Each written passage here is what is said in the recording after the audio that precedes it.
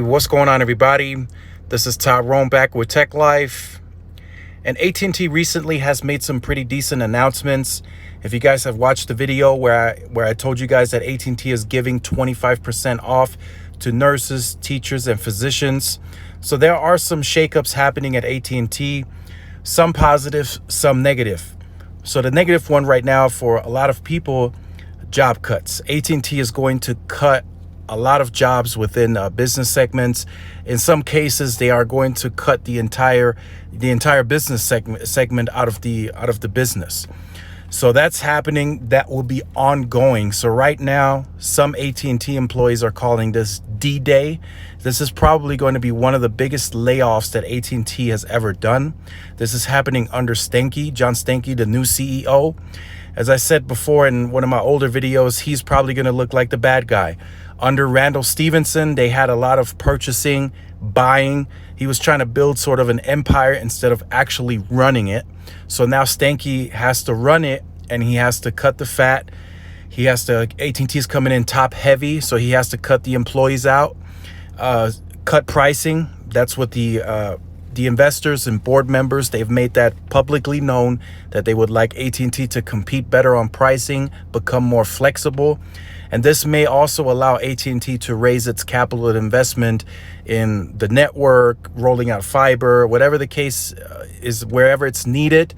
They can potentially increase capital investment to push upgrades even further and network expansion. So that is right now one of the big things also happening at At&T. So we have, better discounts, in my opinion, like I stated, in terms of including the overall picture of a mix of coverage, value, and price. At&T is probably the better, in my opinion, better suited, better value in the industry right now. And now we got the job cuts coming. We just recently had the Ookla report where At&T wins fastest wireless network. They've won that the entire year, and I think part of last year. It started maybe in Q2 or Q3. And this is not just Ookla. There are several other reports which seems that this is legitimate. Some of the other, reportings that they've done, not really too hot about those. Sprint, 99% availability. Even within Sprint's geographical footprint, they never got to 99% LTE. There's still a bunch of 3G only sites out there. I have a 3G only site going 15 miles north of here, where I used to work at. Sprint, only 3G there. They've never upgraded that site. They didn't even upgrade to a newer 3G technology. It was an older 3G site. So it's not really that accurate in terms of that. And then also Sprint faster than Verizon.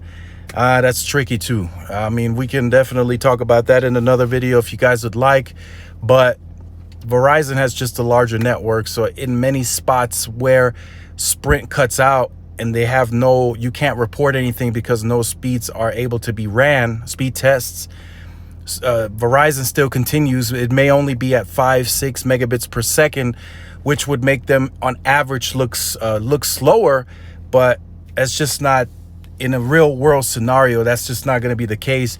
You as a consumer would still rather enjoy the 5, 6, 7 megabits per second, still able to make calls, watch videos, send text, instead of just having no service. So that report, a little off there, but the At&T one seems accurate because everyone else is reporting very similar reportings. OpenSignal,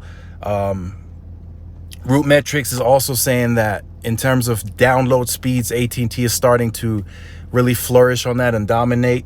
So keep that in mind. I wanted to point this out. I think I said it a long time ago, but Root Metrics, if you look at the network speeds, they include download and upload. That's why it could be a little bit lopsided.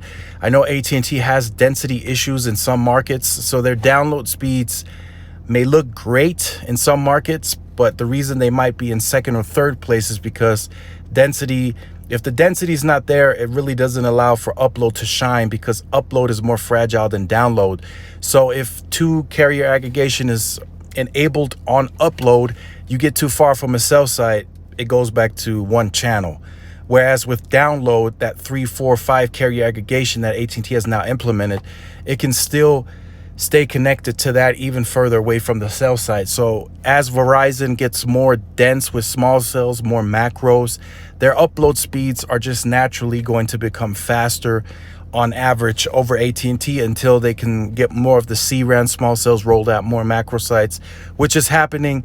But that'll take some time for AT&T to really get going on that, because they had a period where they really didn't spend much because they were in transition of acquisitions of the Time Warner, and then FirstNet was another big one. And then before that, they also did the DirecTV one, which people seem to forget about. So their money was tied into a lot of bigger things that really didn't allow AT&T to push heavy on the network investment, which is now coming, and people are seeing it.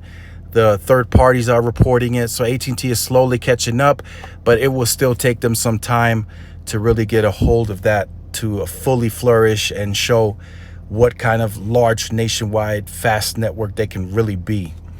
So let me know what you think about all this. Do you think AT&T is on the right track now that we're, like I said, stuff changes daily with AT&T? The job cuts, that's set in stone. There's nothing changing. That's coming. People, like I said, people are calling it D-Day. Potentially, there's another round of store closures coming towards the end of August. So AT&T is not playing around. I know that can put fear within employees because it's not really good to work under that pressure. But right now, with the times the way they are, with John Stankey having to make the tough decisions, it seems that it's the inevitable is going to happen, and they're going to push for heavy job cuts.